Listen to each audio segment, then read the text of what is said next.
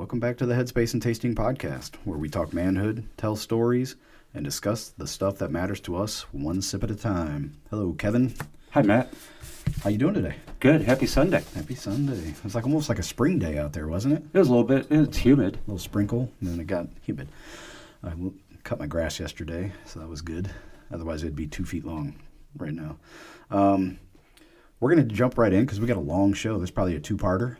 Maybe. And we're going to get started with our bourbon, right? Yeah. What did you pick out? I picked out Schnucks, our local grocery store, had a sale. Buffalo Trace. You see that, Pete? That monster right there?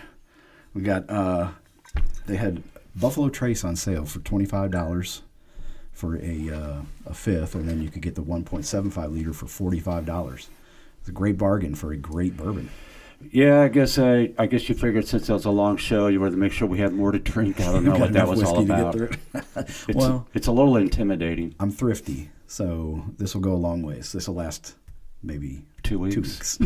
Buffalo Trace is one of those ones I tried early on because it was like considered a premium taste at a normal person's price, I guess you could say. You could get it on a. Now it's back behind the counter. It's almost hard to find some places, but it's a pretty good bourbon. Yeah, I mean it's your standard go-to, really. Mm-hmm. I mean, if you're looking for a day drinker, this is it. Yeah. This is probably one of the three that I would consider your day drinkers. Classic Kentucky bourbon. Yeah. And this was distilled by the Buffalo Trace Company in Frankfort, Kentucky. They age it about 8 years, but nobody really knows. The mash bill, even though we listened to it twice, I'm not sure I wrote it down right because I was doing something else. But 75% corn, yeah, 10% rye, 15% malted barley. Yeah. Okay. So that's a pretty standard mash bill. Mm-hmm. And Buffalo Trace is involved in a whole bunch of stuff, premium, pretty much top shelf bourbons as well. I think the Nashville Barrel Company that I went to in Nashville, they have a relationship with them that is top secret. I'm not going to give anything away. And even with the, I know we've had the Rack House in Cottleville on here, mm-hmm. and I know that they've done barrel picks with Buffalo Trace in the past. Cool. So yeah, they're out there. They're everywhere. Yeah, this is a good one. My oldest brother, he's a big fan, Buffalo Trace. He'll buy them by the case if he can find them. Like I said, it was $25 for a fifth. What did you smell when you smelled this, Kevin? Well, first off, it's subtle. Yes. You could tell it's a toned down. It's a pretty tame bourbon. And the classic notes of caramel and vanilla were the top. And I didn't check it now that I let it breathe a little bit. Yeah, I just took another sip because my nose picked up something else. Yeah, that hadn't changed for me. What was the something else? Molasses. So I'm trying to think of, that taste of not Karo syrup. You ever had that? Yeah. And not maple syrup, but molasses is kind of in between those. Yeah, that dark, sticky kind of. Tangier or something. Yeah. I don't know what. But just what it reminded me of. And some vanilla. And then tasting it, vanilla, brown sugar, cherries, dark cherries. Stone fruit, little hint of black licorice for me. And, on that finish, that mouthfeel was, for me, I was feeling it in the front, the back, kind of skipped over the middle of my tongue some. Mm-hmm. But it coats it well. The flavor lingers a little bit. There's hardly any heat on the back end. And then it follows up and ends with that lingering taste. I could really pull out that malted barley. Yeah, okay.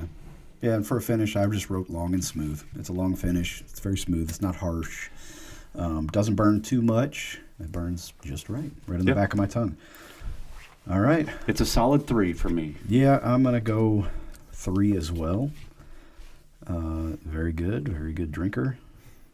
Cheap right now at Schnucks, if you happen to have a Schnucks nearby. Well, I think you can get it anywhere. Yeah, you can get it. You can get it anywhere for $25 to $30. Yeah, I went to a liquor store one time. They had it on the back shelf next to the Johnny Walker Blue Label. like behind. I was like, why do you have that there? And they just basically said, if we put it out, it's gone too quick. If we put it out there with the other bourbons, it just well, if you put it with the premium bourbons, it causes people to look at the premium bourbon and go, "What's that next to it?" Yeah. Oh, it's only $20 more. That's marketing. Yeah. Yeah. Those fellows are smart. Anyway, so I'm glad you got the big bottle because this is going to give us time to enjoy some good classic Kentucky bourbon while we decide to talk to the special guest we have on today. Yeah. He is an old friend of mine going all the way back to college days. Went through ROTC together. And he's now he's a retired colonel from the United States Army, former Special Forces. His name's Pete. And he's coming on today because, again, we're keeping our trend going with keeping up with the oral history of the War on Terror. And, Pete, we're so glad to have you on. Yeah, thanks, Pete. Thanks for having me. It's great to be here. So Pete's joining us online, so it's going to sound different. He's not in studio with us. He's coming from a undisclosed location. And that's all we're going to say about that. So right. Thanks, Pete. I'm glad we got all the technical stuff worked out. More or less. Yeah, on our end anyway. Don't worry. So, one of the things that we talk about every now and then, we do mention it, is our podcast is raw and unfiltered. And basically what that means is we don't edit, and we just leave all of our flaws and mistakes right there in it with us. Yeah, it is what That's it is. me in a nutshell, brother. I did delete some old drill sergeant stories that I was telling after a few too many. I did delete those. Didn't want to incriminate myself. So, Pete, why don't you kick us off? Give us a little bit of background about yourself. Yeah. I mean, I'll start as early on in the process as you want. So I grew up in St. Louis, Missouri. Went to college with Kevin. And it was, 1990 to 94 at the University of Missouri, St. Louis. But before that, I grew up out in the woods. And I spent most of my childhood running the woods. And I mean hundreds of acres. Shot a turkey from my back porch, Nice. That kind of stuff. Nice. And that experience, influenced my life from that moment till now. I knew that I liked guns. I liked being in the woods. I liked being out just seeking adventure. And I did lots of it. I didn't like school so much. And that really showed as well. I was a restless kid, and I was failing out of school, and I'd had minor brushes with the legal system. Nothing major, but just mostly just mischief. Not sure which direction my life was going. When I was in sixth grade, my father took his own life. And, that just obviously just devastated our family. Yeah. And became extremely independent because Mom was doing the best she could to try to take care of us. She didn't have a whole lot of technical skills. She was from the very old style of marriage. Dad won the money, won the bread, and she took care of the household. And then once that role flipped, she was, like I said, did the best she could, but she didn't have much to fall back on. So she was working all the time. And so that really largely left my sister and me to our own devices. She did much better than I. I just started, let's say, going astray. Yeah, that's most boys do. Right?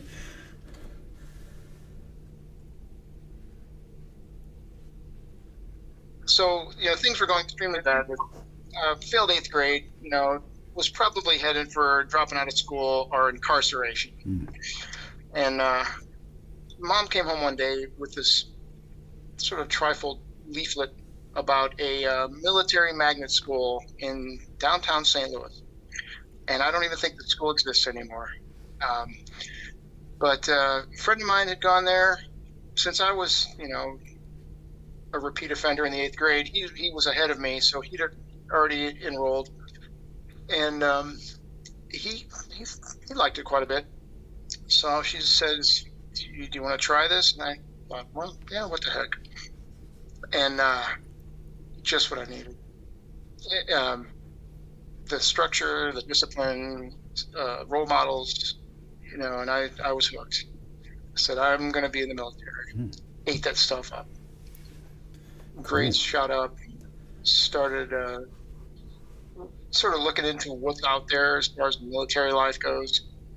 Knew I loved the idea of flying. But I also watched First Blood. And that one line in there sticks through me even today. Green Berets, they're real badasses. You know what I'm talking about. Oh, yeah.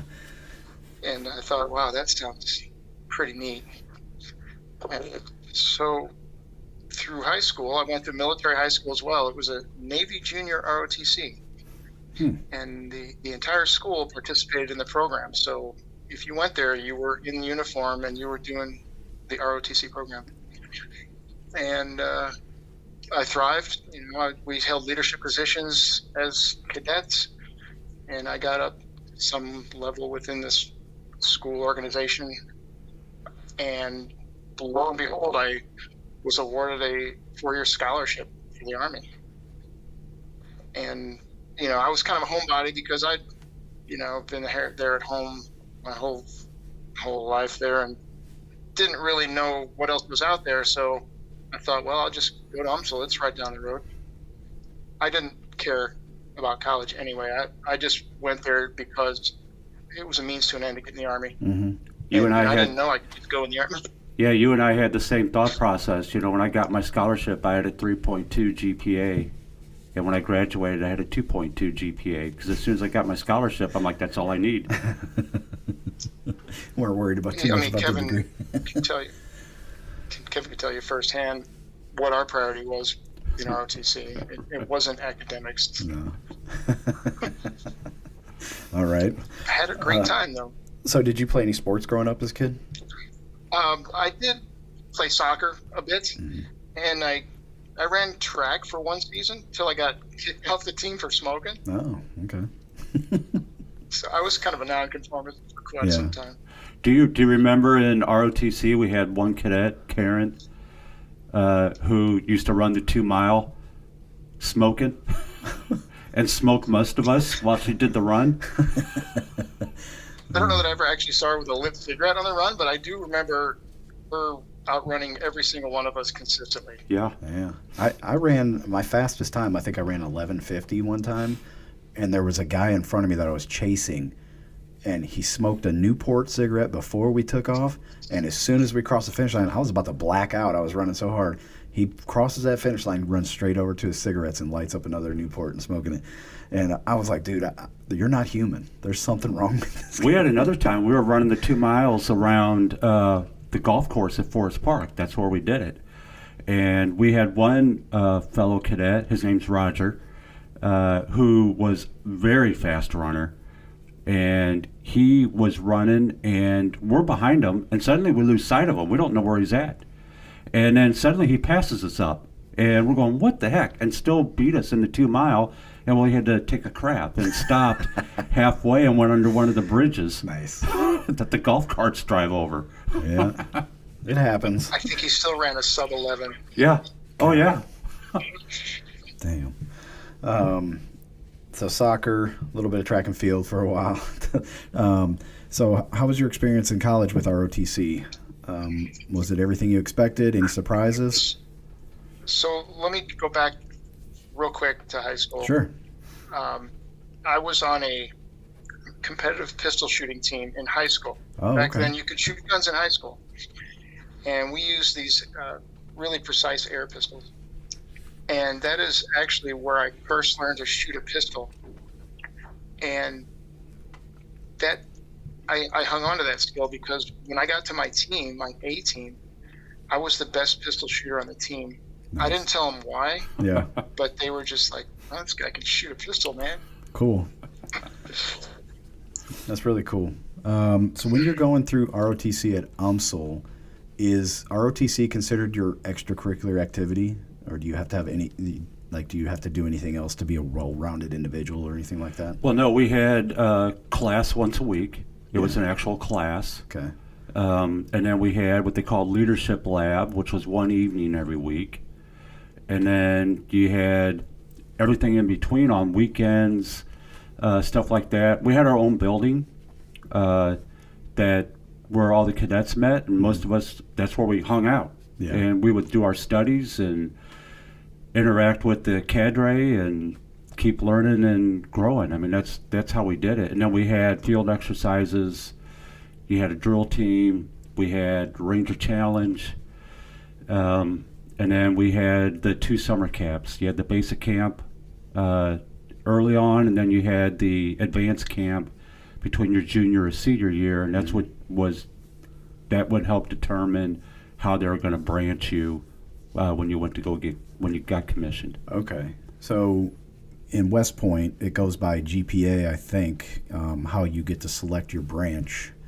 And how does it work for ROTC? Is it the same? So there's a designation for cadets called a distinguished military graduate, and I'm not sure what criteria are for that. The cadre largely determines it. You have to have a certain GPA and so on. And if you're designated one of these, you'll get your first choice of branch and duty assignment. There was also people that didn't get that designation it's almost I don't know, I'm going to say a lottery, but there was people that were kind of surprised where they fell out. The better your GPA, the better your performance at this summer camp, which is an evaluative period. Okay. The more likely you're going to get what you want. But and we all knew kind of the hierarchy. You knew who the studs and who were the duds. And people got sometimes what they want, sometimes not what they want, sometimes a little bit in between. Mm-hmm. Yeah, I would have been pissed if I got MP. I've been really mad. And there was a period of time when we were in that if you requested reserves, sometimes they put you on active duty. Oh, wow. Or vice versa. Everything depended on your total performance. So what did you choose, Pete? Or did you get to choose? I was a distinguished military grad, and so I got to pick whatever I wanted. And so I had this dream in my head about flying. I want to fly something. Okay. I'm going to fly helicopters. And so that was my primary goal. I love the whole idea of special operations and infantry, airborne, doing all this really, and I'm using quotation fingers, high speed stuff, right? But at the end of the day, I just wanted to fly. And so when you go to this camp in your junior year, the first thing you do is they give you a physical. And to fly, there were certain criteria. You have to have eyesight. At the time, I think you had to have 20/20 vision not corrected. Yeah. It was real strict because, it was the Clinton era, mm-hmm. and budgets were downsized. And so, of course, if you want that kind of thing, they're not going to take whoever. They're going to be very selective. And so we're in line for this physical. And when you go get your eyes checked, you read the chart, you cover one eye, EFLP, right. And then they put the drops in and they dilate you, all right? So this is a giant assembly line, and this room has 2 lines. There's the EFLPN QP, eye chart line. Then there's the guy with the dropper waiting to dilate, and there's nobody in the dilation line. And this is just some E4 that probably didn't care. He's probably getting chaptered out of the Army. And they just put him in there, and they're like, here, put drops in people's eyes. And so I'm standing in this long line, and he points at me, and he's like, you, come here. I didn't know any better, dumb cadet. And I go over there, and he's like, open your eyes. And I open them, and he goes, drop, get back in line. And so There went long your line flight by the career. time I got to the front. I looked like I'd been tripping acid. My eyes were so big. And of course, they said, read the chart. And I went, E. Oh, no. That was it. And they put a big old stamp, disqualified Dang. for flight. And so I walked away and thought, guess I'll be a Green Beret. Yeah. I didn't know, and I know now because I taught ROTC, that my cadre could have easily driven me across the river and gotten an eye test or a physical at the Air Force Base. Yeah. It had taken one afternoon to knock that out Right. and clear this whole thing up. None of them mentioned it. I didn't even know it was an option. So Wonderful. I can't fly. I'm going to go infantry because that's in my mind, the most direct path to Special Forces. How many guys in your class wanted to go infantry? Do you remember? Oh man, Well, in my class, because you were behind me, either I think one or two. 1 year behind you. In my class, I don't think anyone went infantry. We had a couple that did branch transfer armor. I don't remember what that was called. Where you did combat arms for 2 years and then switched over. It's called branch detail. Yes, thank you. Branch detail. There were a couple guys who did that, armor, artillery. I didn't think there was an ADA person. But other than that, I don't think in my class, because we were all scared to death by all the rifts. So our class was all going, hey, you know what? We don't go combat arms and get rift because of the drawdown. So we all went quartermaster, military intelligence, things like that.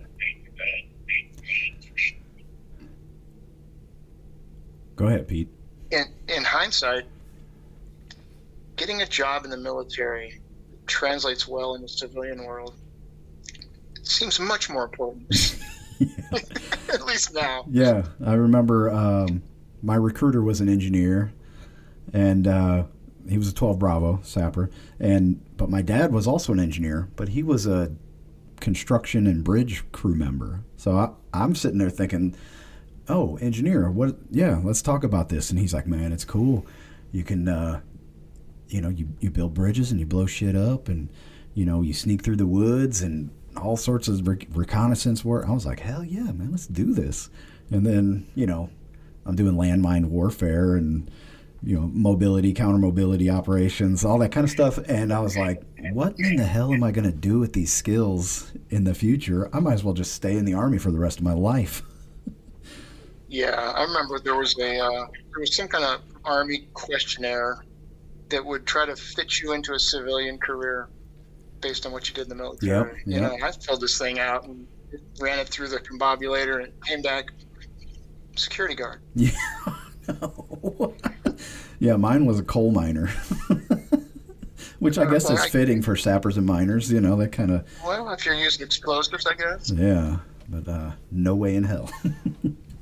Well, so in ROTC, we had this sort of little clique, and Dave was definitely in the clique, and Kevin and Jason and a few others.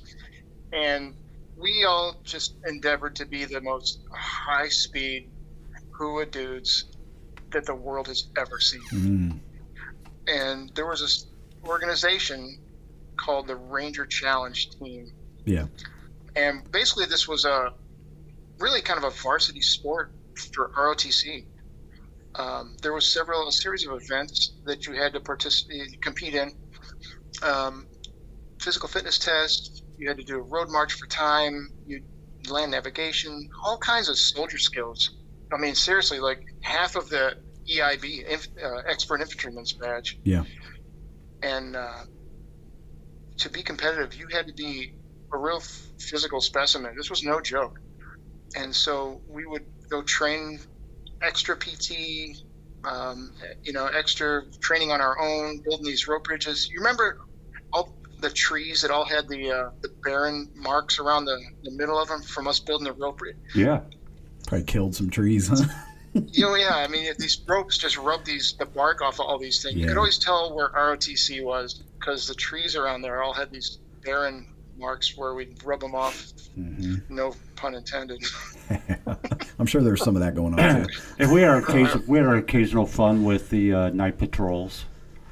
I won't go into too much details about bush wildlife. I'll leave that one alone. Probably for the best. Yeah. But we also did cool stuff. Went and played paintball, and Okay. I don't know, just Laser tag. generally. Did you get to go to any special designator schools while you were in college? You would go to airborne, air assault, and all that kind of stuff? Or? Yeah, I actually went to airborne school as a cadet after advanced camp. So my junior summer and junior senior year, that's when you go to camp. And Kevin, do you remember? It was really long. It was Like a couple of months. 8 weeks. I want to say it was an 8-week course. Advanced camp? Yes. Oh, wow. Like so much so that they gave you a 3-day weekend where we all went to Seattle. Got drunk. Oh. Yeah, I remember seeing that course when I was stationed up there, the ROTC Advanced Camp area. Did they have a rappel tower and Yep. obstacle course there? Yep. Yeah. I think we even played Op 4 for them one time. If I'm remembering right. I don't know. That's a while ago. I remember. So what I did that summer. Go ahead. No, you're good. You're muted. Your You're mic's muted, muted. Pete. After 2 months of camp, Yeah. I went right to Fort Benning and went to 3 weeks to airborne school. Oh, wonderful. I didn't care about doing anything else that summer. I just, like I said, Army stuff was it. Yeah. Yeah, so how was airborne school for you? What did you think? It was boring, except for that 30 seconds of Yeah. Do you feel like terror. you could have just shown up on jump day and got your 5 jumps in and left? Jumping out of a plane is easy. They throw inanimate objects out and they do just fine. Yeah. It's landing. And The I'm landing, really yeah. actually grateful that they drilled all those landings over and over and over and over. Dude, I was the worst. I hit like a sack of shit every time. I don't know what. I was an old man. I was 31 years old when I went to airborne school. So Relatively old. I was feeling everything. It sucked. But it was super boring, I like you remember, said. Really boring, man. It was like let's speed this up a little bit. Come on. The SEALs made their own airborne school Yeah. because they were tired of spending 3 weeks at Fort Benning, Mhm. and they get through the entire curriculum in 1 week. That I can see that. Yeah. When I graduated, we were marching off to get our wings pinned on. There was a whole class of SEALs there. I don't know, a whole company, I guess, a whole airborne class of SEALs standing there watching us walk by to go graduate. And I was thinking, like, man, those bastards are going to be so bored. They're probably going to cause trouble. Yeah. So yeah, airborne school is it's very steeped in tradition. They still do everything the same way they did it back in the 40s. The same. Like they slap their thigh and stand at attention and give the instructions in this very rigid, rehearsed way. It's strange. They tried to do that in drill sergeant school too, like when you're doing these, they call them modules. And like the next position I will name, explain, have demonstrated, and in which you will conduct practical work on is the position of attention. The position of attention is the primary position for all stationary standing and marching movement. And you do all of drill and ceremony, you have to memorize all that stuff. You never use it. When we go out, we're like, hey, dummy, put your hand here, But at airborne school, it's like you're watching an old-timey movie. It's wild. It does feel like a throwback to the World War II, doesn't it? Yeah, yeah. I mean, the jump towers they got there, and plus Fort Benning is one of the most historic bases Yeah. we have. Mm-hmm. Did you get to And, do the 250-foot tower? I didn't. Yeah.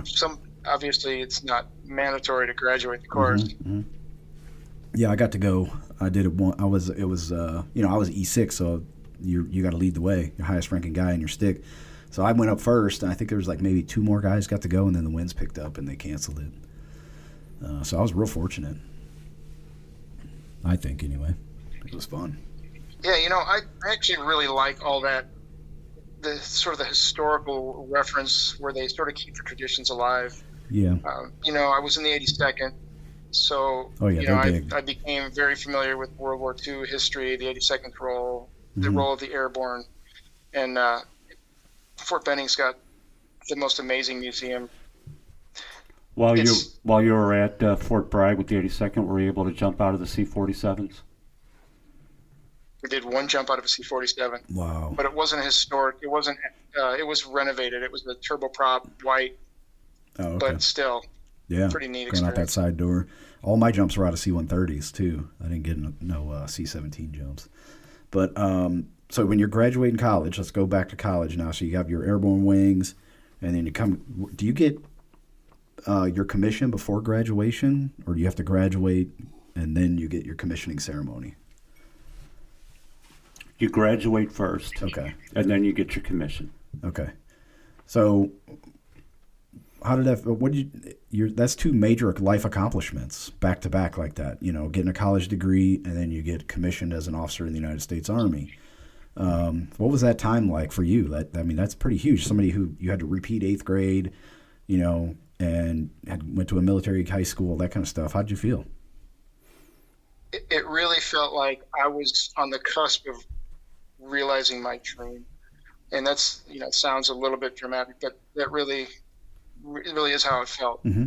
You know, college. All right, good. I finally got rid of that. Yeah.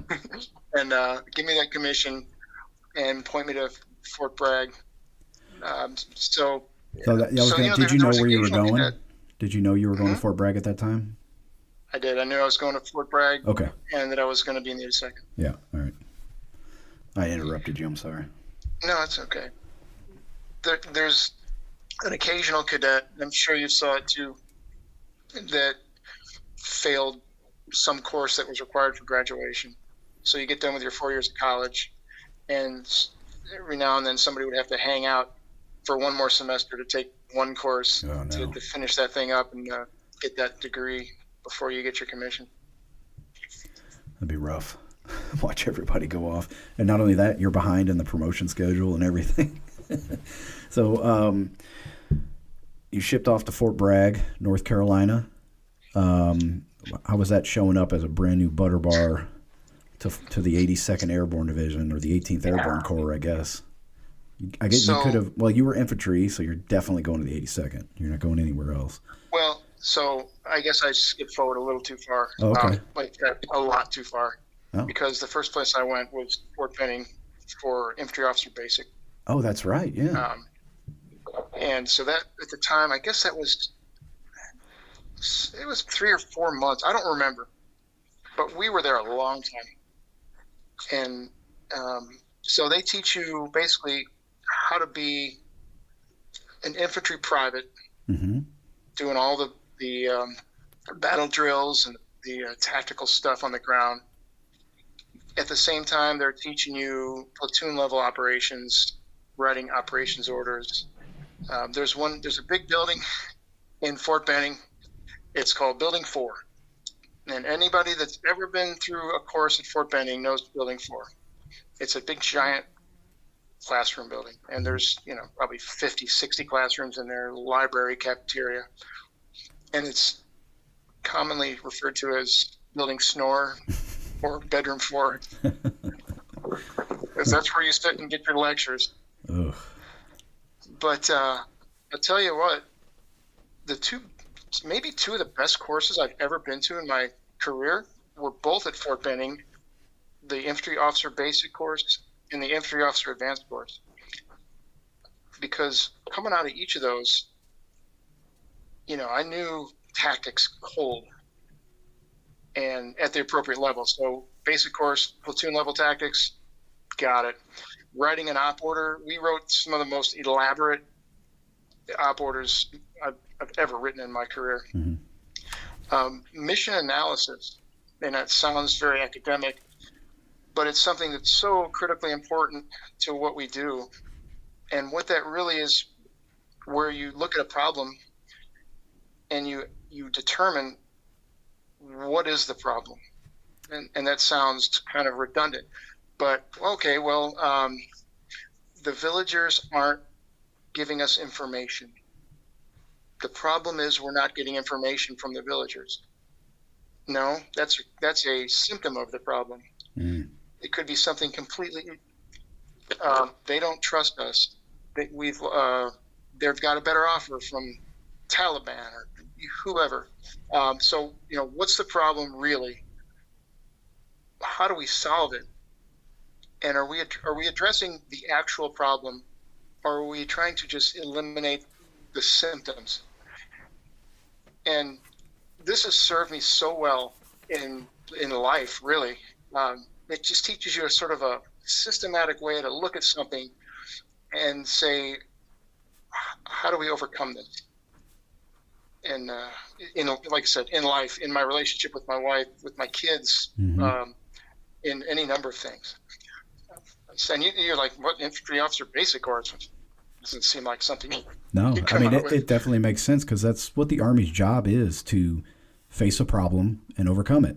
And if you don't even know what the problem is, you're not planning on a concrete basis. Like you're just throwing bullets at nothing. So yeah, that's like a root cause analysis, right? You need to analyze the situation and just get down to the very root of it. These people don't trust us. Well, why don't they trust us? And that kind of thing. And then it might be, oh yeah, we did a supply drop and it crushed the Sheikh's house, or something like that. We got to rebuild that trust. Right. So officer basic course, or IOBC, infantry officer basic course. You were down there for 4 months, and then did you stay there for Ranger school after that, or did you go to your unit? Well, so every infantry officer knows that at the end of this basic course, Ranger school's waiting for you. Yeah, unless you want to And we go were drive all a tank. I just did well. Yeah, even the mech guys Mm-hmm. really had to go to Ranger school. Yeah, I went to. Now I say had school to. one. Yeah, go ahead. You didn't have to, but it was largely the case. If you got to your unit without the tab, they wouldn't even assign you to a platoon. They would just send you right back to Ranger school. Yep, that's how it was. I was in the 25th Infantry Division in the 65th Sappers, and we had a lieutenant showed up, and you go to Sapper school first, and when you get back, rest up, and then you're going to Ranger school. And if you don't have your Sapper and Ranger tab, you're not going to be a platoon leader in our unit. And he didn't want to go to Ranger school, so they shipped him across over to the construction engineers, and that was it. That was Hawaii, right? 25th? I was actually in 1st Brigade in Fort Lewis. Oh, okay. Also a nice place. Yeah, not bad. I did go to the best Sapper competition in Hawaii, though. That was pretty sweet. So Ranger school is looming on the horizon for all of us. Yeah. And there was a couple of our fellow lieutenants were prior enlisted guys that had gone to Ranger school before, and we're just harassing them, picking their brain, just asking them every single thing. And you go to the Army surplus store and you buy all this crap that you think is going to make life easier for you. And none of it, good pair of socks, and you're fine. Yeah. Get used to not eating. Well, a lot of us were putting on what we call the survival belt. So after officer basic course, how long was it until you went over to Ranger school? It was, I don't even know if I took leave before that. I must have, but it was not long after that. So how was I that? started Ranger. Yeah, go ahead. No, I started Ranger school in probably late November. Ooh. And so I graduated OBC around late September. So yeah, I guess I had some leave. Went back and just sort of tried to forget what was coming. But that really does help to motivate you to get in shape. I was doing PT out of pure fear. Man, late November for Ranger school. That's a rough time to be going through Ranger school. There is an upside though. What's So that? the first thing you do at Ranger School is you do phase 1, which is Fort Benning. The Benning phase, yeah. And so that's squad level stuff. You're not out in the patrol bases. You sleep in a GP medium. you're doing classes, and then you're doing op orders over the terrain model. Then you take your squad out, and you do a squad operation, come back, 11, 12, 1 o'clock in the morning, rack out, get up the next morning, do it all over. So they really are actually easing you into this thing. Mm-hmm. But there also is several other activities you have to do. Of course, you have to pass a PT test. You have to pass, it was a 5-mile run in 40 minutes. That's 8-minute mile, Not bad. Most Army soldiers, not today.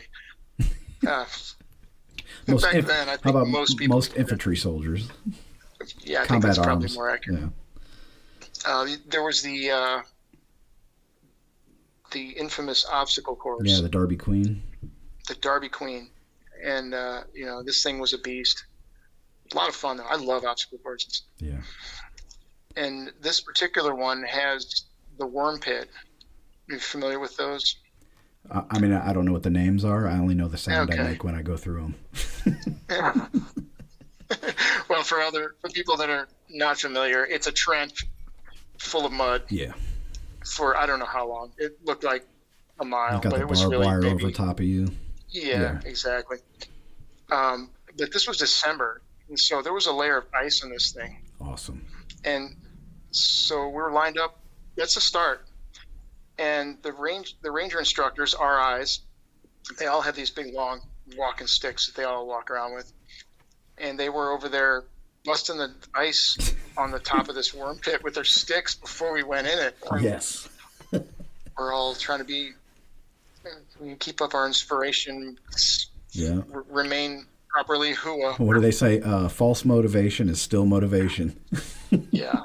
And so they said go, and I dove into this pit thinking, it's going to be cold, but the hell with it. As soon as I hit that near frozen mud, my body locked up. Mhm. Couldn't really, just everything I could do to pull myself through this pit of mud to get to the other end. Because waiting at the other end of the pit of mud was the, I forget what they call it, Jacob's ladder. Yeah. It's that ladder that's like 25 feet tall. It's super scary.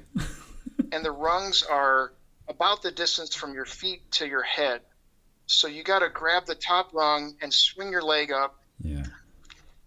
and then again and again and again. And stand up. I think are they 4x4 posts? I think? 4x4s. Yeah, four. And Something like doesn't the that, gap get wider the higher you go? I do recall something like that, or it's angled outward, or something Yeah. bizarre. But that's a slower event than the worm pit. So there was a line of people waiting to get up this thing, and just getting through that worm pit was enough for me to go hypothermic. Oh man. And I was standing there in the line, and the RI ranger instructors going around to the range. They called everybody ranger. Yeah. Going around to the rangers, saying, "Let's go, side straddle hop, jumping jacks, move, move, move." And I was standing there dead still. And he looks at me, he's like, "Ranger, you got hypothermia. If you don't move, you're going to die." And I looked at him, I said, "I don't care, Sergeant." Yeah. He's like, "You, front of the line." Yep. You need to get moving. Yeah, they were probably worried they were going to get in trouble.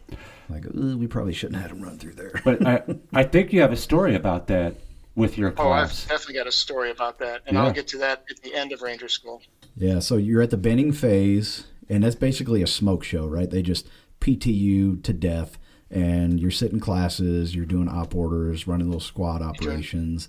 Are Hand-to-hand you combat. doing any jumps at this time? Do you have a jump in each phase, or? Well, I don't think I did a jump at Benning.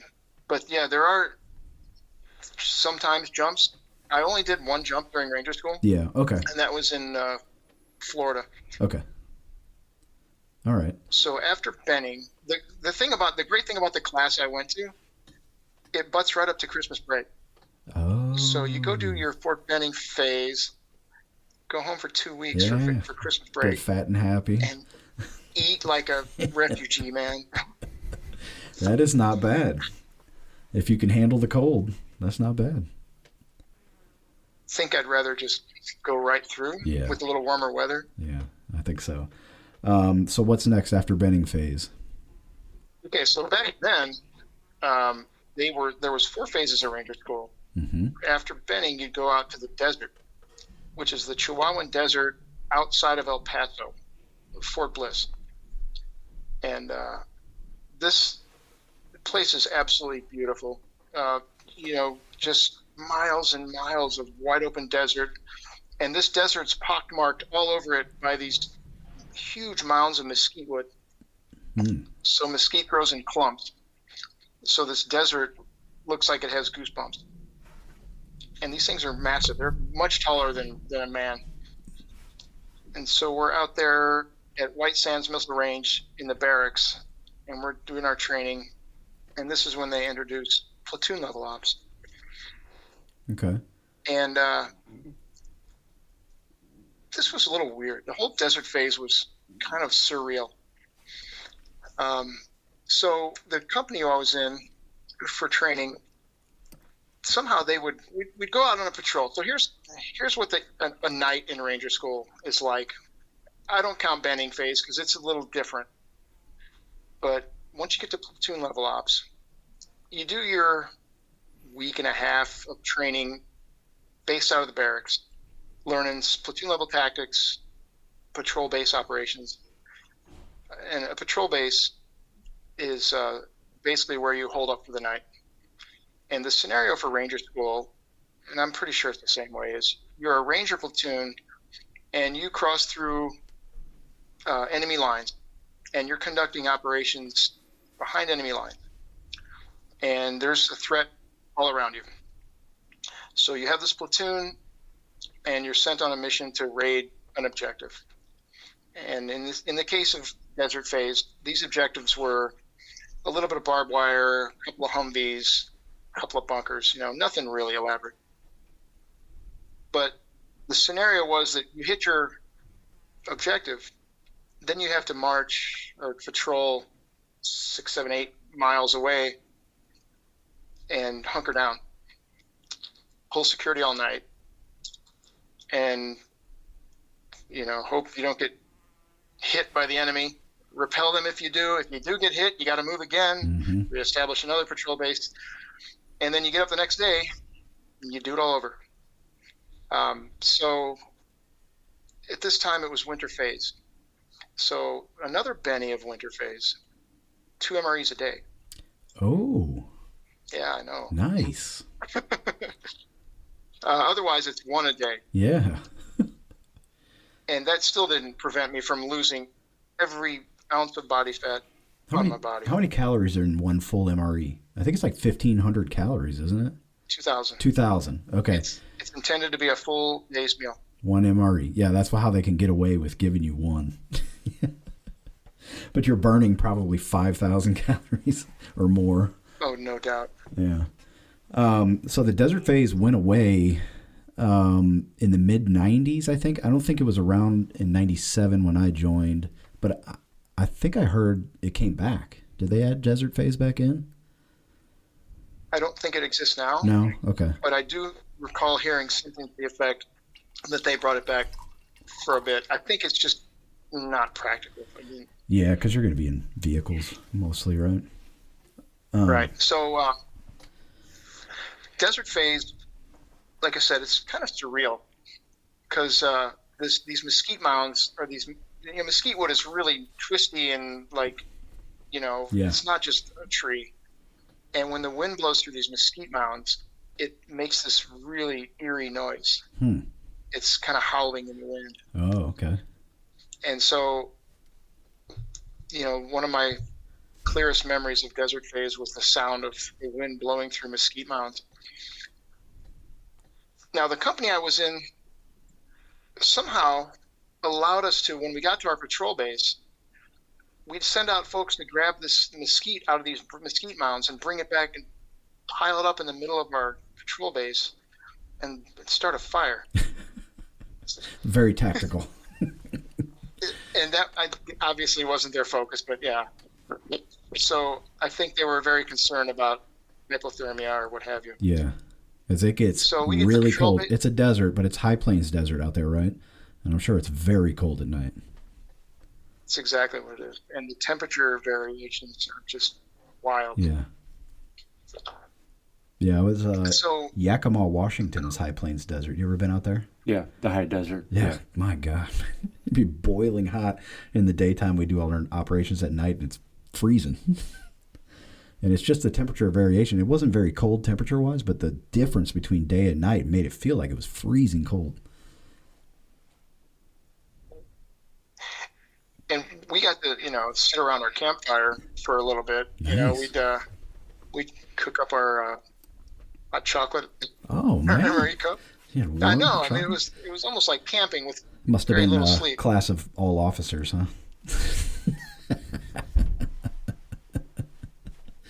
So, Pete was laughing. ended up For our recycling the audience listening, Desert Pete Fade. was laughing. He just had his microphone on mute. I just want to let everybody know. I ended up recycling what could arguably called the easiest phase of Ranger School. Ooh. With our nightly campouts and such. As they say, just sometimes you have a bad patrol. Yeah. You're muted again. Maybe all that There you go. easy living, I was just not in the right mindset. Yeah, I don't know. that could be the case. You just weren't sharp enough. You're still probably a little sleep deprived, but you got a warm, Well, yeah. a full belly, and so you're not as sharp. So the interesting thing about that period that I was recycled fell right on the Best Ranger competition. So the Ranger organization detailed a bunch of people to Fort Benning Mm-hmm. to support this thing. This is a massive event. This Yeah. is like the Ranger Olympics. And I guess they get hundreds of teams, two-man teams to compete in this thing. And it requires a ton of backside support, running ranges, drop zone operations, logistics, driving the trucks, whatever. So when I hit that recycle point, most of the cadre disappeared for 2 weeks. So there we were out in White Sands Missile Range, and they'd send us through training. I mean, it was great. We got 2 extra weeks of training. It wasn't Ranger school. It was, let's go out and do some tactics, we'll do some patrol-based stuff, out of the barracks, into the desert, going on some missions. So it was really like helping us out quite a lot. Yeah, that's good. And then in the evenings, back to the barracks. So when the next class, so that was class 395 that I started with. And that comes into play later on. So 395 moved on, 495 caught up to me, and then we all redid Ranger Desert Phase. Pete, can you explain the numbering system, how they number Ranger classes? Sure. So it's obviously 95 is the year that you graduate, Yeah. So and then it's just sequential 1 through 10. I don't know how many Ranger classes there are in a year. yeah, so it's not like Buds where that goes from 0 to 1,000 or whatever They they're on now. just keep counting. Yeah. Yeah. They're special. Quite. So let's see. So you recycled with 495, and did you pick back up day 1 of Desert Phase with them? Yeah, so you got to do the whole phase over with. Okay. I remember after we came back in the first go around. All recycled have to go report to the company commander, and I was full of piss and vinegar and before, and I was like, I'm going to go to Ranger School. I'm going to be an infantry, airborne, Green Beret, and of course, what happens? I fail a phase of Ranger School, and I'm like, seriously, this is how I'm going to start? Mm. And I was devastated. I felt like a complete failure. Like, I'm not made for this. I got to go find something else to do. And so you got to go up in front of the company commander, and he says, Ranger, you failed to meet the standard for this phase of Ranger School. You have the option to recycle. Do you wish to recycle? Oh. And I said, sir, I've failed. I don't understand what the point of recycling is. I'm a failure. He says, Ranger, if you were a failure, you'd be on a bus home. Yep. You're not a failure. You just need to redo this phase. You're not a failure until you drop out of Ranger School. Mm-hmm. He's like, don't ever say that in my presence. I'll recycle. Yeah, that's a great talk because, Smart. what do they say? There's no wins or losses. There's wins and learning opportunities or something like that. So what lessons did you take into this recycled phase with you? Obviously, that company commander said the right thing to you. That was a great leadership moment. Well, aside from all the training that I got and the extra training I got, there's going to be bumps along the way. Mm-hmm. And, nobody's the perfect Ranger or Green Beret or paratrooper. Everybody makes mistakes. And learn from it, improve, try like hell not to make that mistake again, Mm-hmm. and move forward. So what was it that got you the platoon leader position? Was that what the failure was? Or Actually, it was the platoon sergeant. platoon sergeant. Okay. Yeah. You didn't get I Chow had to out there run the quick patrol enough? base. What's that? You didn't get Chow out quick enough? Well, platoon sergeant in the patrol base is a whole different animal. Oh, yeah. So when you enter the patrol base, it's a triangle. You got one squad on each leg of the triangle. You got machine guns with overlapping fire, pointing at an angle, sort of firing obliquely across the front of the squad. You got everybody with a sector of fire, and it's plotted. You make a patrol base plot, you draw it out, you know where everybody's sector is, and You hit mute again, bud. I don't know why I keep doing that. You got things you have to do, priorities of work. Yeah. You got to clean your weapon. You got to clean yourself. You got to pull security, usually 50%. Eventually you get to eat. That's the last priority. Right. So it's up to the platoon daddy to manage all of that through your squad leaders. And I lost control. People immediately went to chow and sleep. Oh, no. And I just didn't have the leadership tools I knew all the theory, but, I've never gotten anyone's ass. Yeah. I've never, what is it called? Grabbed them by the stacking swivel. Well, that must be difficult for officers to step into a role where a guy has been an enlisted man. And by the time you're a platoon sergeant, you have 10, 12 years of experience maybe, and you've been a drill sergeant probably, or been an instructor somewhere. Like, you have a lot of experience by the time you get to be an E7 platoon sergeant. Even an E4 has had a platoon sergeant yoke him up a few times, yeah, so he knows what it looks like. Yes. And he knows what works. Mm-hmm. I was a fresh-faced lieutenant, man. I didn't know how to do that crap.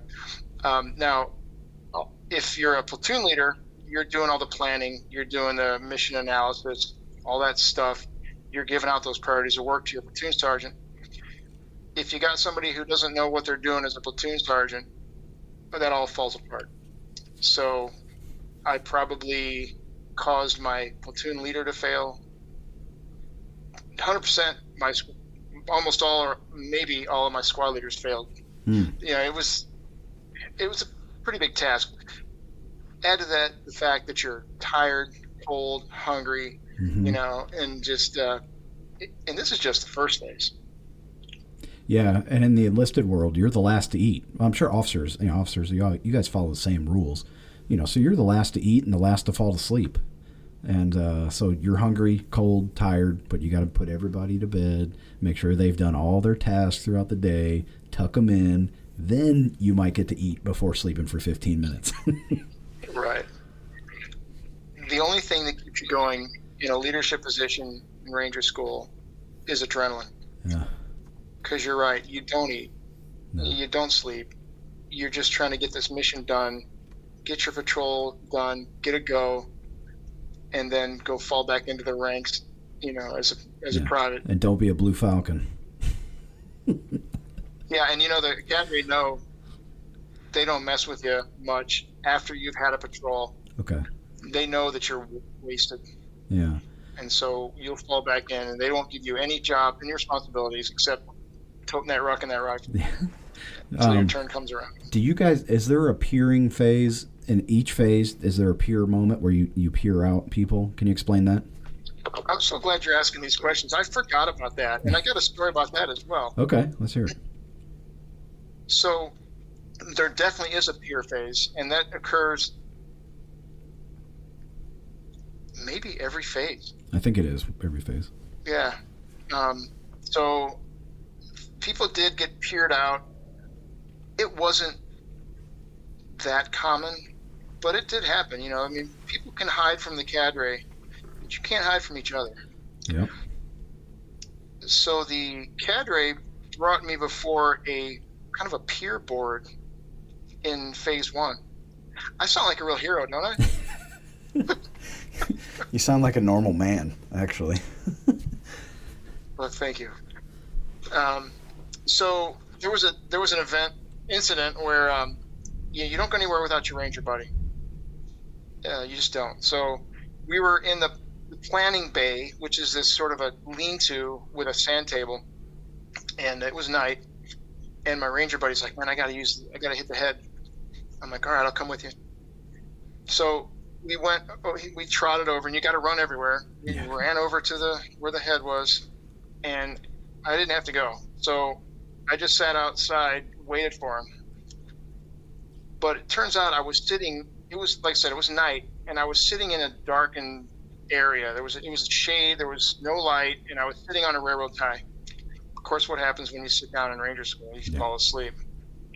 Damn. And my ranger buddy comes out of the bathroom or the latrine, and he looks around. He didn't see me, and he went trotting back to the planning bay.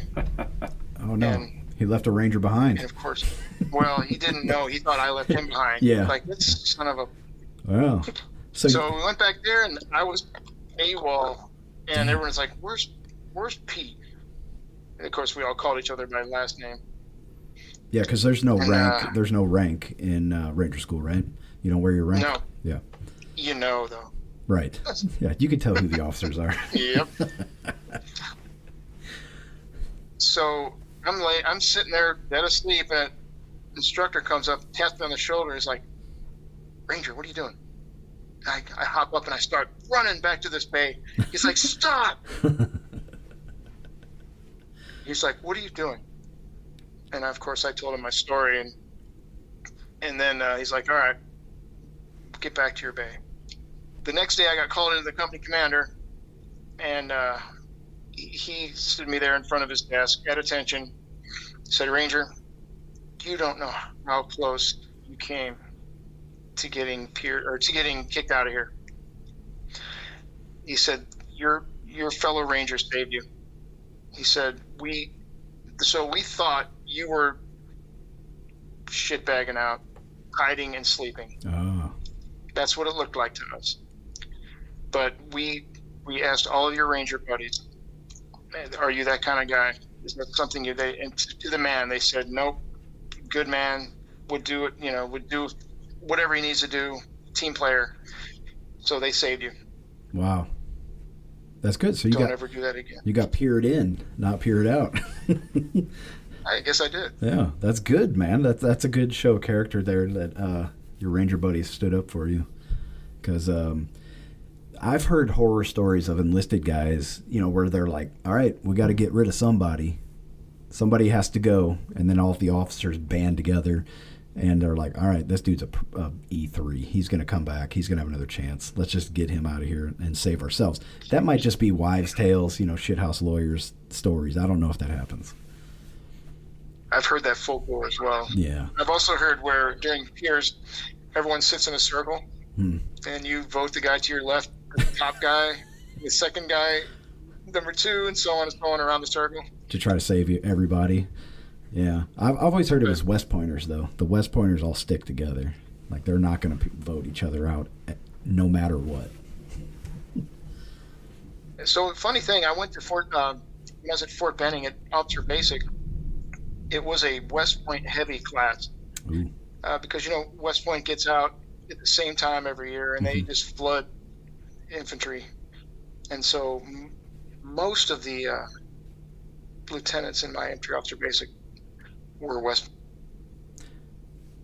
Okay, so For better or worse. Yeah. Some really solid dudes. Yeah. Some D-bags as well. Uh-huh. But one of the best guy in the platoon at Officer Basic, and this is judged by an OML, Order of Merit list, was a Naval Academy grad. Wow. And he branched Army from the Naval Academy? He did. So there's a very small percentage of people, and you have to be a real high performer. You can Holy branch cow. transfer. That's amazing. I've never heard of that. Usually they would go Marine Corps.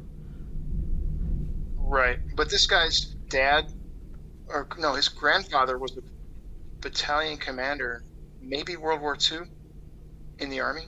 Wow. He had some kind of lineage like that.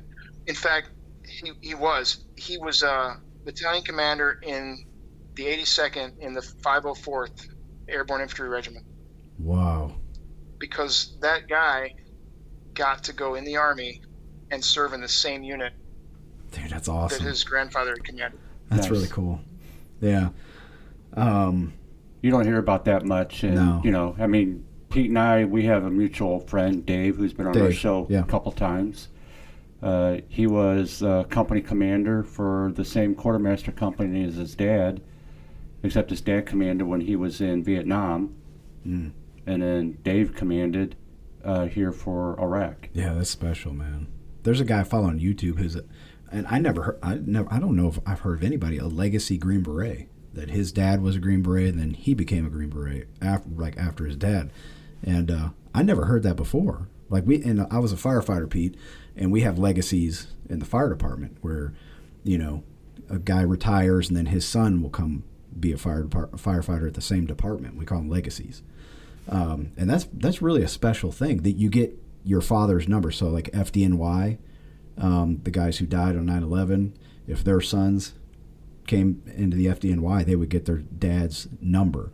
And your number is very special in the fire department. I was 5'11", and it's something you carry with you. It's like it's your radio call sign, and that's your number. And so a legacy is really special. Anything. Yeah, and when it comes to the military, I think only the Air Force probably comes close for more often than not having the legacy if you're a B-52 pilot. Oh, really? Because the B-52s have been around so long that today's pilots, they had grandfathers who piloted the same planes. Yeah, dang.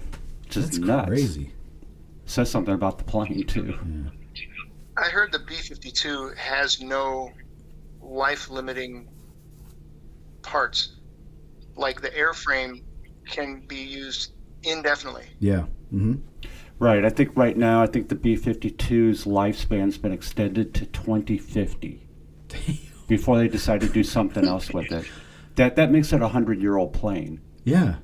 And the SR-71's gone. They're flying a B-1 now. They're still flying the B-1, the B-2. What about the F-117? F-117 still flying. But they have a new generation of that. Yeah. And so I think the F-117 is going to go away soon. But that's incredible. 100-year-old airplane still flying. Like when they dropped the bomb, which was just a few days ago, the anniversary of dropping the bomb on Nagasaki. Yeah, I think that was yesterday or the day before. Like how long between the Wright brothers and the dropping of the bomb, the first nuclear bomb? That was 40 years. Yeah, 40 years. It's incredible, man. Like, hey, we can put something up in the air. I wonder if we can drop a nuke from that thing. Hey, says something about the brilliance of the United States. Or the psychopathy. You've heard the story about, how B-52 has 4 engine nacelles? Yeah. And each nacelle has 2 engines on it? Yeah. Yeah. You've heard that story where there's a B-52 pilot coming in, and one of his engines is out. No. And he's like, tower, call sign me. I'm declaring an emergency. I have an engine out.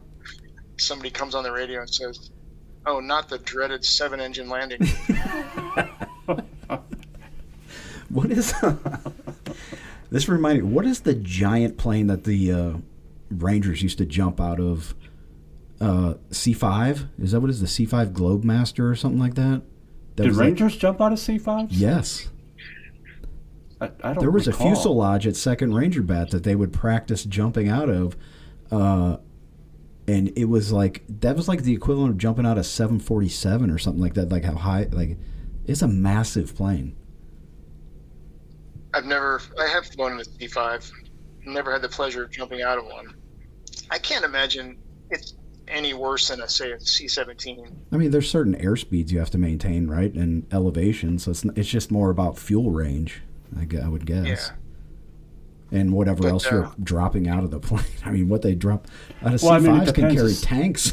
The 17 had issues. I remember being at Fort Bragg when they were testing and certifying the C-17 for airborne at the time because it was new, and they found that if you just went out the side door of the C-17, you're getting whipped into the jet wash. Oh yeah, that's why they added the They had the little platform little to step wing. off the doorway. Yeah. So all your jumps at airborne school and Ranger school were probably all out of C-130s, right? No, Damn. airborne school, was all C-130s. But when I was in the 82nd, we were still using the C-141. Oh, okay. Nice. And, the cigar. We just hated that plane so bad. I mean, the C-130 It is was- pretty violent. I can't imagine what the 141 was like. It wasn't that. It was, the thing is so long and skinny Oh, okay. that there's 2 rows of seats on either side of the plane, Oh, and they're all facing each other. so your knees were right in But your you're literally neighbor's nuts. knees to knees. So you got, when you're jumping, you rig the parachute, and it's In between. connected to the front of you, Yeah, right? It's hanging down on in front your of your knees. rucksack and all that right in front of you. Yeah, and these rucks are just ungodly heavy. So one poor bastard in that pair has to have his ruck on his lap, and then his buddy's ruck on top of his ruck. Yeah. Oh no. So you're literally like woven in there and shoved to the front of this plane, like you can't move, and God forbid somebody puke. Oh yeah. You just. I was flying with 2nd Bat one time, and we were redeploying back to Fort Lewis, and this new Ranger private puked in his little puke bag. Like doors open, they're going through the call, stand up, hook up, and he's puking, and he's looking around for somewhere to put it. And they're like, "No way! Take it with you! Take it with you!" And yelling at him. And he dropped it at the door, right when he jumped out, and the jump master picked it up and threw it out the door at him. That was a special moment. They always told us if you puke in a bag, roll it up and put it in your cargo pocket. There you because go. They don't want it on the plane. No, man, it would suck. So getting back through Ranger School, Yeah. you got through phase 2, the desert phase, right? What's next? Yep, with a little extended stay for extra training. Sure. Redo desert phase. Got through that just fine, and then we go to Dahlonega, Georgia, North Georgia. Beautiful country. Oh my gosh. Definitely the best scenery in Ranger School. However, when I was there, I'm not joking, the whole time in the field, it was like 40 degrees and raining. Yeah. It was the most miserable I've ever been. Yeah, it gets cold up there. And starting out, you're down at the camp, and all your operations are up in the mountains. So the first thing you have to do is gain altitude. And of course, while we're doing the equipment layout and the PLs, distributing ammo and weapons and stuff, I had to run to the latrine. So when I come back, what's on my poncho? The M60 M60. Yeah. and all the ammo. That's what you get. I know.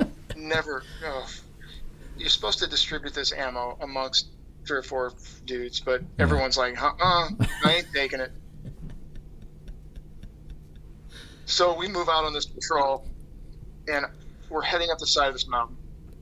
I'm literally crawling on my hands and knees, thinking, I don't know if I can make it.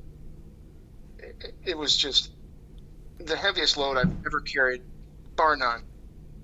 Even were you the RTO at any time? Yeah, I'm sure I was.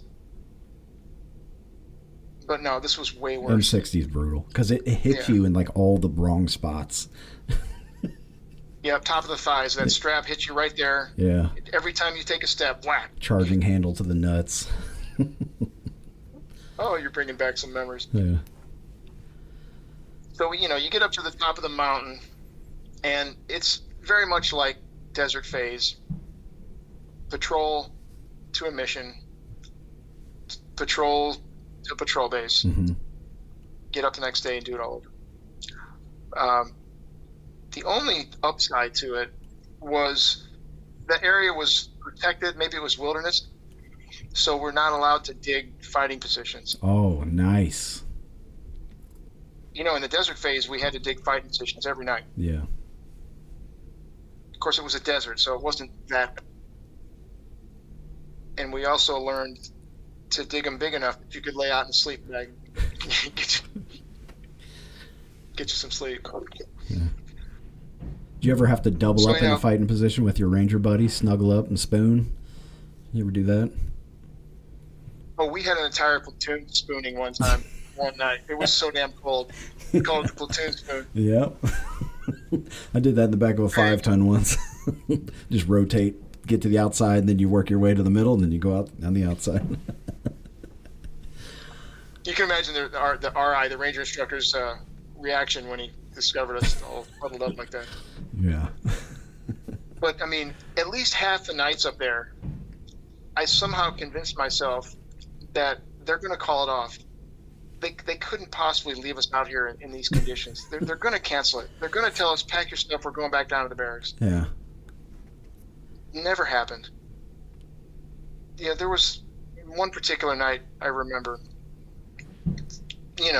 raining 40. We get to our patrol base, and I'm trying to get some snivel gear out of my rucksack, some warm weather stuff. And I'm laying over my rucksack, trying to open it, just delirious. And, there are several stories of people hallucinating from lack of sleep in Ranger School. Sure. And I'll tell you one. But I'm laying over this rucksack, hands are frozen, muscles are just aching, dead tired, trying to get this rucksack open. Lay over the top of my rucksack, fall asleep, wake up a minute later, continue the task, try to get this damn rucksack open. This went on for, I don't even know how long this went on. I don't remember if I just said to hell with it or what happened, but that's the kind of like delirious state you're in most of the time. Then you get put in the leadership position, and that adrenaline kicks in, and you're trying to get all this stuff done, and you're leading this platoon of zombies Yeah. through the mountains. Thank God there's 4 squad leaders, a platoon leader, and a platoon sergeant who are all running on adrenaline, trying to herd the zombies. Yeah, they're like, I don't want to do this again. Let's get it right. Definitely. So you were, when did you start the mountaineering portion of the mountain phase? We did all that before we went out on patrol. Oh, okay. So we went to, I remember Mount Yona, and it was rappelling mountain, a little bit of mountaineering, ascending, a lot of ropes. We did all kinds of knot tying. Mm-hmm. Still use some of those knots today. Yep. My favorite knot is the end of the line bowline. That's it. That's the best one. I use that all the time in the fire department. So do I. And I taught those Okay. guys how to tie it better. I was like, no. Watch this. How about your first buddy rappel? What was that like? Boy, that's That's a vague memory that I hardly recall. But Did you I ever remember use that in was real life in the real army? Did you ever use a buddy That rappel? was terrifying. Yeah, not fun, man. When you got a Swiss seat on and another dude tied to you with a Swiss seat rope, and then you go over the edge. Usually you possum, and you're hanging upside down. You got to walk it out. It's good times. You know, Kevin, that reminds me. We used to do that stuff as cadet. We would go out. There's a quarry out back where I grew up. And did you ever go with us? Oh yeah, definitely the Highway T caves. That's right. Yeah, we used to bring my dad out there. My dad did it with us. We go out there, you'd always spider rappelled off the top of it while we're all just basically going off the side like you're supposed to. You run off face first. Did I? Going, The Aussie rappel? yeah, I got pictures of you going down like that. And I then, hardly remember. yeah. Yeah, I mean, so we were doing all that wacky stuff. And luckily, we knew how to tie these seats because we did all that stuff in Ranger Challenge. Yeah. Because, I mean, obviously, if you don't do it right, No, you're going to fatal. die. You know, the funny thing was, is just a couple years ago, I went through the Dale Carnegie Institute, which was, you know, how to do public speaking and all that good stuff. And one day you had to do show and tell, and you had to bring in a prop and demonstrate something. And I'm going, you know what? I don't know what to do. Some people are bringing in stuff to make salsa and stuff like that. No, I still have my Swiss seat from when I was in ROTC. So I brought it in and I taught everybody in the class how to tie a Swiss seat. I think I won the vote because of the women. Nice. I think I could probably tie one today. We Oh, did yeah. so many of those. Yeah, you never Right. forget it, man. No, you're right. Especially if you do it wrong. You definitely remember that if you have a nut hanging too low. Oh, yeah. Yeah, but, you know, because of all that, you know, that was part of our, you know, required knowledge to continue on that phase of Ranger School. Yeah. So, I mean, that directly translated from all that ROTC stuff. Yeah, the rope corral is pretty intense, isn't it? I remember, my platoon sergeant at Fort Lewis, he was a sapper instructor and ranger, and he'd blindfold us, and we had the corral around. We'd all stand around the corral and have to tie the bowline inline, you know, figure of 8, retrace, and do all that blindfolded. It was intense, man. And they were obsessive about getting these knots just right. Perfect. Yeah, if you had one crossing over, it's not, you're not going to die if you have a rope crossing over another one, but they would call it a fatal knot, and it would just be the worst thing you could possibly do in life. I remember the trailing end, the excess could be no more than the width of your fist. You could grab it with your Like a was it thumb with a up. thumb? Yep, fist and a thumb. Yep. Fist plus a thumb. Yeah, that's right. Yeah. So the mountain phase starts. So you say it starts with the mountaineering, which is nice because you're not super smoked, right? How much time in between phases are you getting? Are you flying straight from the desert to Dahlonega or what? Yeah, there's no break. Yeah. So we flew from the desert to Dahlonega, and you get on the ground, You fly in get your C-130s? barracks. You know, that whole flight is a blank to me. I don't remember. I think it was like a charter, Oh, really? Okay. like 737 charter or something. Okay. But I don't remember flying in a military plane doing that. Okay. And the likelihood is that they canceled it because it's expensive. You know, it's kind of becoming irrelevant. Yeah, there's usually like National Guard units need flight time, so you can get a Chinook or a C-130. But so yeah, like No, I don't think we did that. okay. So after you did your mountaineering, then it starts the patrol phase of that section, and you're climbing up the mountains with your M60 hanging off your neck, and Yeah, so before all that, you know, first we're doing classes, we're doing training, we're learning more platoon tactics, how they apply to the mountains. okay, There's some different route selection yeah, was a big one. like don't Yeah, you silhouette gotta pick the yourself on the right ridge route. line, that kind of stuff. Yeah, Use your draws and And, spurs. easiest place to navigate. You know, you don't need we didn't use azimuths. No, you just when pick we a were planning our hilltop route. and head towards it, right? Yeah, so we're like, we're going to run this ridge line down to this valley. We're going to turn to the west. We're going to hit that ridge line, you know, and we'll Yeah. be overlooking the objective, that kind of thing. I used that in Hawaii for that best sapper. It was like the easiest terrain to me in the world. After operating in Fort Lewis, and we get to Hawaii, I was like, oh, it's 4 ridge lines over, easy. They're not bad. So that was a couple weeks of real misery. There was one thing that place is famous for, and it's the chow hall serves blueberry pancakes, Ooh, and those things are just world famous. Like for rangers, just dream of nothing but blueberry pancakes. so you said you had a hallucination story. Did that happen in Mountain Phase? No, this was in actually no, it was a desert phase. Oh, okay. So I'm jumping all over the place here, but That's all good. so when we were in the desert, we were outside of Fort Bliss, El Paso, and we could see, I don't know how many miles away, we could see the lights of El Paso. And I remember, like, most of the time I was on patrol, in my head I was thinking, out in the West Texas town of El Paso. Oh yeah, nice song. You're in a John Wayne But movie. they were testing the C-17 at this point. Oh, okay. And so when we set up a patrol base, since it was like the crawl phase of patrol bases, you know, and I told you a patrol base is a triangle. Mhm. So the lead element would go pick a point, and that would be the base of the triangle.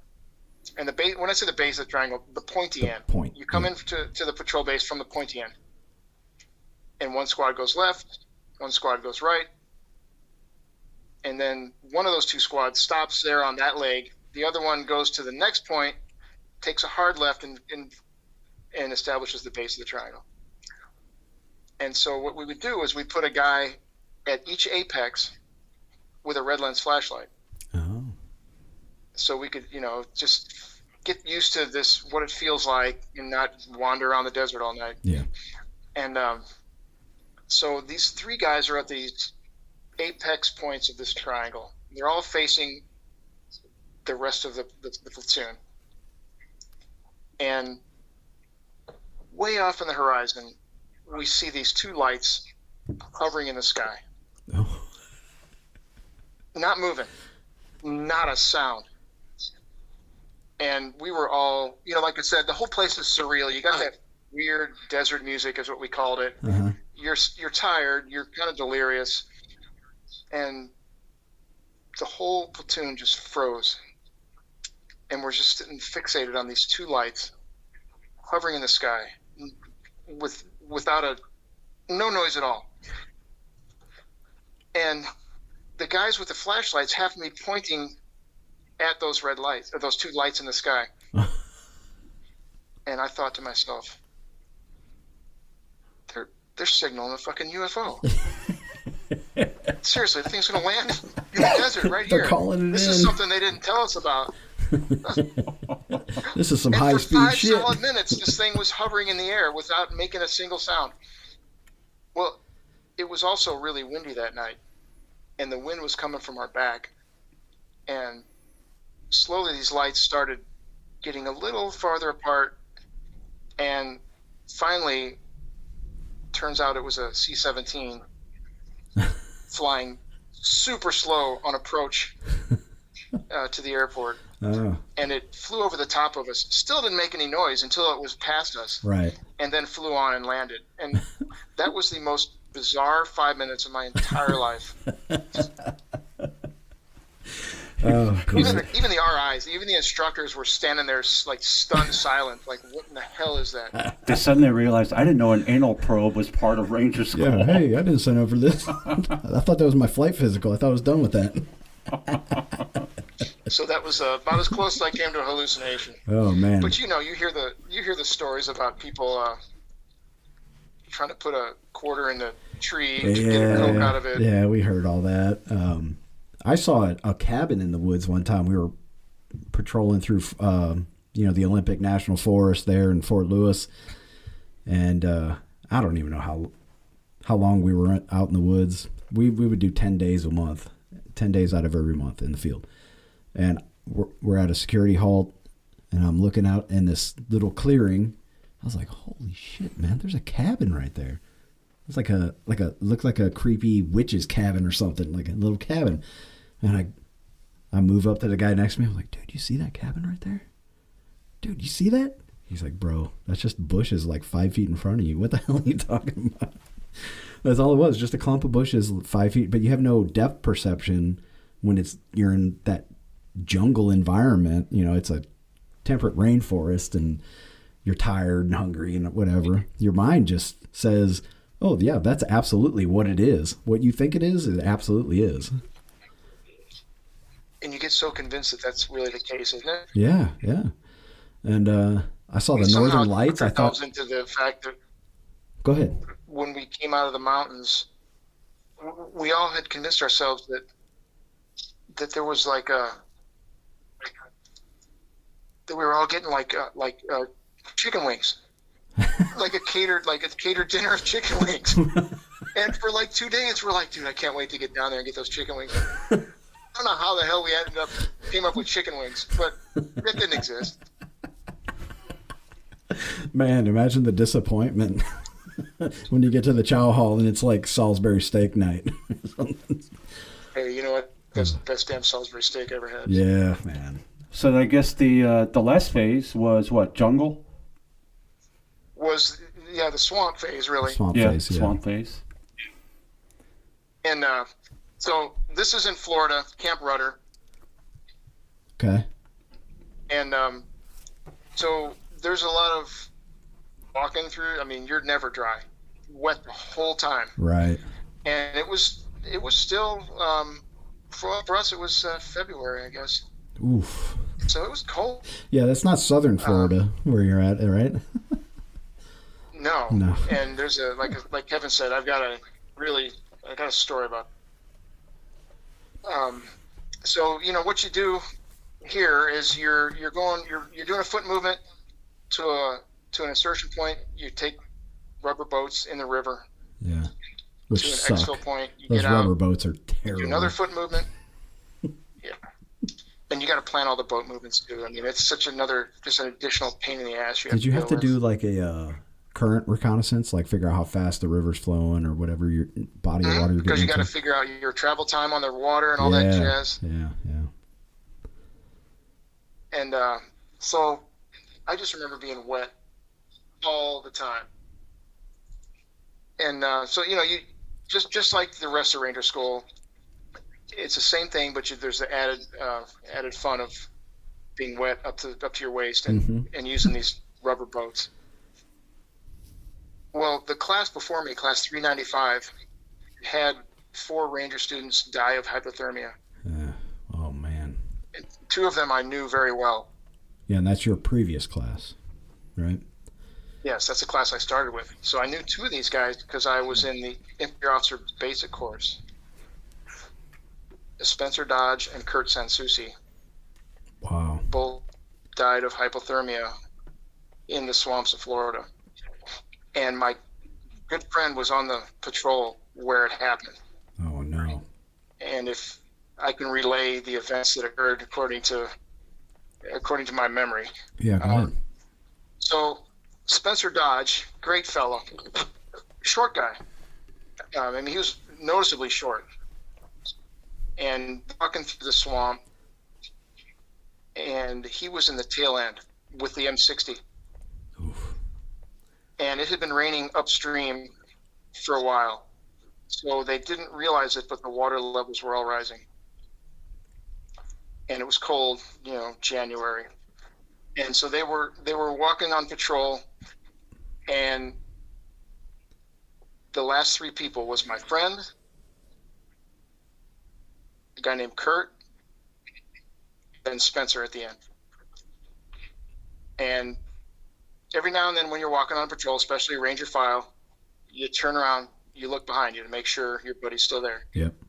Well, so they're walking, and apparently Kurt turned around and realized that Spencer wasn't there. Leading up to that, as they're walking, the water's waist deep, and it slowly starts rising, and it gets up to Spencer's neck much sooner than everyone else because he's almost a whole head shorter. Wow. So he's down there, head up, holding the 60, trying to keep up, and of course his whole body's immersed by now, Oh man. going hypothermic, and then just becomes overcome by hypothermia and loses the ability to walk. Kurt grabs my friend, says, "Spencer's gone. I'm going to go back and find him." Kurt turns around. And of course, everyone's hypothermic by now. Yeah. And when you're hypothermic, your brain doesn't work right. Yeah, you don't make Your sane logic functions decisions. aren't. Yeah. Yeah, you make bad decisions. So he turned around, disappeared into the swamp looking for Spencer. He disappears. So now my friend, who's also hypothermic, and I remember he told me he's carrying the 249, and he's now trying to stop the squad or patrol, and the whole patrol starts breaking contact. Oof. And if you've ever done that patrol single file, you know that there's breaks. Like the guy, maybe 3 guys ahead of you, will lose sight of the guy ahead of him. Mhm. And when you're walking, if you come to a dead stop, that's, there's a problem because we probably broke contact and now we're out here by ourselves. So that happened in like 2 or 3 different places in this patrol. My buddy still trying to maintain tactical integrity. So at this point, it would have been wise to just say, stop. Yeah, yell out. Everybody, we have a problem. But, he's trying to pass the word up tactically that we've lost 2 Rangers. Was this day or nighttime? It's nighttime, of course. Okay. Yeah. And so Damn. I don't know much more detail than other than that. Those are 2 of 4 people that died of hypothermia. They eventually rounded up the platoon. Even the ranger instructors were starting to go hypothermic, and they're trying to maintain some sense of order and accountability of this group, taking head counts, calling in back to the camp.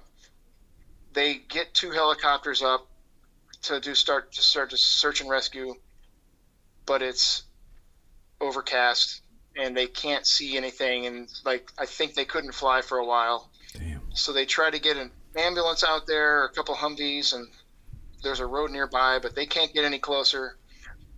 The people that came out to try to help with the search didn't want to go in the swamp, and basically they found one of the fellas, and they did get a helicopter up, and they got him into. Do you know what the Polis litter is? Yeah. It's that stupid thing that rolls up like a plastic sled, Yeah. and you got to rig it right. If you don't rig it right, yeah, Other- you'll just fall out. Yeah, well, so they put one of these fellows in the Polis litter, didn't rig it right. Damn They got it. him up to, I don't know, 20, 15 feet off the ground, slid out of it, fell to the ground. I mean, it was just one disaster after another. They really didn't get the bodies recovered until daylight the next day. Mhm. And they put our class right back into the swamp. Yeah. Well, that's kind of what they do, Like- right? If you pull your reserve on a jump, you get your ass back on the next plane and get up there and jump again. I think that might have been the mentality. I mean, they brought us in. Yeah. They told us what happened, and they're like, "Well, you're gonna go back tomorrow, go back out, finish up the phase." We're like, I guess they were trying to stay on the timeline. Well, yeah, you have a training schedule you have to stick to, but more importantly, it's a confidence thing. You need to keep the guys confident in the training, confident in your abilities, that this happens, men. This happens. So, and the mission needs to continue. Right. That even happens on the civilian side, because even me in my history as a transportation manager, if I had a driver, driving an 18-wheeler down the road and some reason has a rollover of some sort, not his fault, but it happens, I'm going to put him in a truck the very next day. Yeah. So he doesn't lose confidence in his ability to drive. Because if I give him a break, and I've seen it happen, even as a truck driver, they're like, I am not driving ever again, not Yeah. doing it. And so I always did my best to get them in the truck as quickly as possible. Yep. Same in the fire service, man. You know, you have a traumatic call out, like we could have another call in an hour. We have to go. Right. Like, guys, this is your job. You signed up for this. Let's talk about it, and we're going to move on. Next call. Stay focused. Do Right. your trauma assessment. Do your medical assessment. Well, And then- what was our motto in ROTC, Pete? Mission first, people always. Right. So, Yeah, that's a weird thing in the military, right, man? Like the mission first. Is it people always, though? yeah, well, you do. I don't think so, man. Well, again, mission first, but as a rule, you should be caring about your people, but you're still ultimately, the mission's going to rule out whatever's going on. Yeah, I mean, I learned that as a sapper, dude. Like, you know, the mission is to breach. And you're sapper number 1. Guess what? There's sapper number 2, 3, 4, 5, 6. Well, yeah. The mission is to breach. Well, yeah, that's the duty. Yeah. Yeah. Yeah, and it's like, but it's a confidence thing, right? You have to have confidence in your ability. So you guys going in there the next 2 days later after this happened, and of course you have a little trepidation. You're like, oh shit, I knew those guys. These are my friends. But when you make it out the other end, how did you feel? Like, okay, we did this. It was a bittersweet experience. Yeah. Obviously. Glad to be rid of it. It sucked. Yeah. You know, I mean, we did all kind of come to the understanding this training can kill you. Mm-hmm. And we survived it. So, I mean, there was that to, I guess, be proud of. But none of us were mad. Like, you guys killed our friends. You know, there's none of that. It was kind of, we all understand that we're in a dangerous business. And we know the consequence sometimes is death. Yeah, yeah. That's what we talked about in the fire service too. You know, like we're here voluntarily. You know, we're getting paid and we all chose to be here. And this is what we're called to do. Ultimately, it was a calling. And we fully believe that. If you don't feel like you're called to be here, you don't need to be here, man. If you're here for the t-shirt or the Ranger tab or the salad on your uniform, get the F out of here. We don't want you here. But like, we're here to do a job, period. I don't care what kind of accolades, or, you know, we call it doing it for the t-shirt in the fire service, but it's the same thing in the military, the uniform salad, the jump wings, all that kind of bull crap that comes along. That's not what it's about, right? Right, we call them ninja badges. And, you know, whatever. Yeah. You're right. There's a higher purpose. You know, some people say, well, I joined the Army to go to college. Well, there's easier ways to go to college, man. Yeah. That's what I told myself. I said, I'm going to join the Army because first I want to jump out of airplanes. I want to blow shit up. I want to go to college. The college part, I was just kind of like, I don't want people to think I'm a psychopath. You can join the Army and be an Army officer and go AG. That's what you do. Yeah, yeah. I think, or MP. But there, you know, there's every type of service is valuable. Every job is necessary. Except the MPs. And, you know, I don't disparage anyone. Sometimes I look back, you know, I've got a list of physical problems. Oh, yeah, man. Not from combat. Nope. Training. Yep. Push Just through. going 100%. Don't quit no matter what. And my body is, you know, paying the price. Yeah. So let's go back. You got jungle phase. You made it through, right? And then you fly back to Fort Benning after that? Let's see, jungle in Florida. Then yeah, we bused. So the only place we flew to was El Paso. Everything else was on a bus. Oh, that's a And the glorious bus rides time, were isn't great. it? Yeah. Sleep time, baby. Yeah. Well, they also give you your goodie boxes, your care packages. Oh, okay. And I remember driving from Fort Benning We drove from Benning back to Florida. Yeah, so we must have flown from El Paso back to Benning, and then took a bus down to Florida Okay. because Because it's not far I'm sorry, to I'm the getting this all Panhandle, screwed right? up. Dahlonega, Yes. because it went the mountains, then Florida. So we rode a bus from Dahlonega down to Eglin. Oh, that's a long ride, Oh. man. It was, Yeah. which is fine. Yeah. Hell yeah. I slept a little bit, but I got into that goodie box, Okay. and I remember. What'd you remember get? Goober grape? Yeah. That disgusting. It's like It's peanut butter and jelly stripes in of a peanut butter and jelly. yeah in one jar. It's I nasty. ate the whole jar, Damn. and at one point my MRE spoon broke, and I was sticking that shit out with my fingers.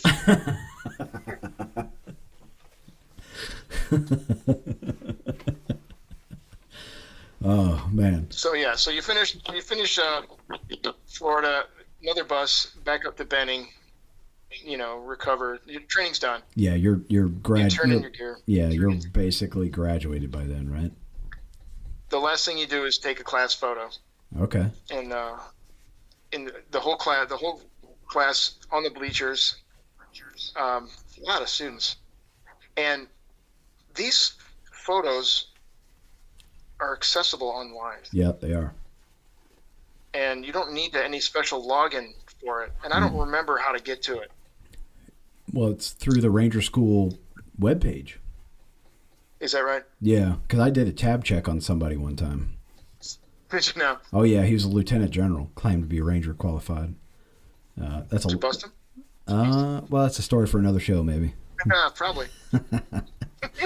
I got to yell at ease at him one time, Oh, but okay. yeah, Yeah, this is South Carolina politics he's talking about. yes, yeah, South Carolina, yeah, but he's a West Pointer. But I got to yell at ease, General. I'm talking now. Wow. And you got through that okay?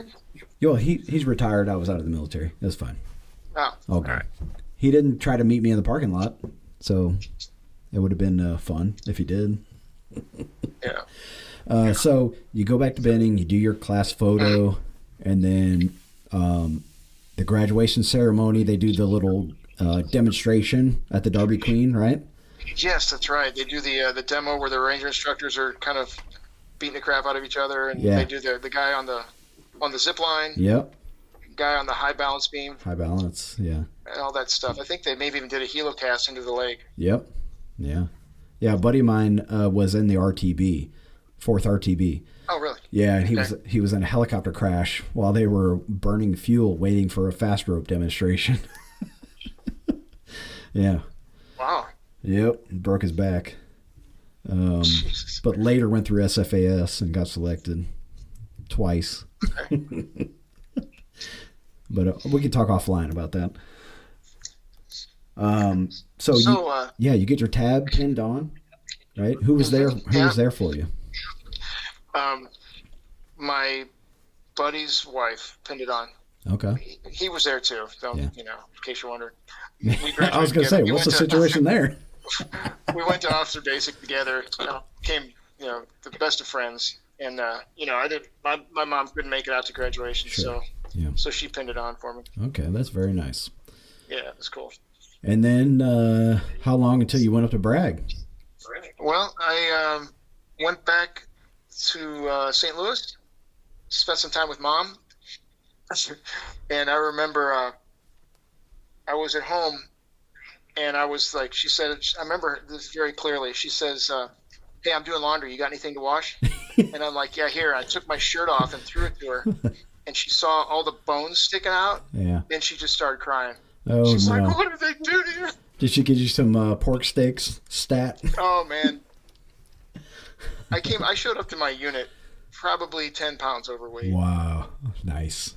I really believe you develop an eating disorder Absolutely. after Ranger School. Yeah, we had guys come back from Ranger School, and they would always, without a doubt, put 10 to 15 pounds extra on. And we're like, bro, you're getting fat. Stop. Leave the Burger King alone. That reminds me, when I recycled, and one of my buddies caught up to me, and he sees me, and he's like, "Dude, what are you doing? You're ass is enormous.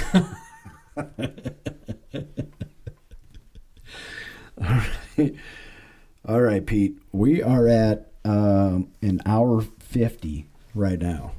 Wow. Yeah, flies by, right? Yeah, I never thought we'd talk 2 hours about Ranger School. No, dude, it's huge. It's a big deal, man. So what we're gonna do is we're gonna stop recording. We'll pick it back up for part 2, showing up to the venerated 82nd Airborne Division, the All-American Division, and we'll go from there. And dude, this might be a 3-part podcast. Thinking about it, because this is just the beginning of your career. Well, if every story about Pete is 30 minutes long, yeah, it could be a 5-part story. I don't know. I love it. I'm down. I'm ready for it.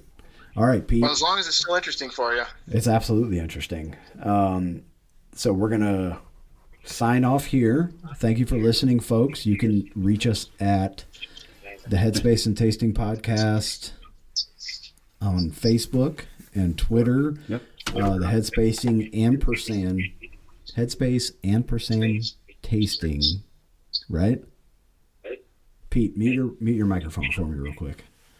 The Headspace and Tasting Podcast on YouTube. On YouTube, but it's not the word "and," it's "and." Yeah, I'm not French. I don't use those weird names. It's just the But and you're the one that symbol. made the YouTube channel. It's the and symbol for all you Americans out there. Well, I'm sorry, I'm the educated one. Yeah, there's of not a this single group. person in the United States that knows what an ampersand is. I'm the enlisted man, and I have 2 officers sitting in front of me, and I'm the one using the proper grammar. That's because you're trying to elevate yourself, and it's not working You're out. on mute.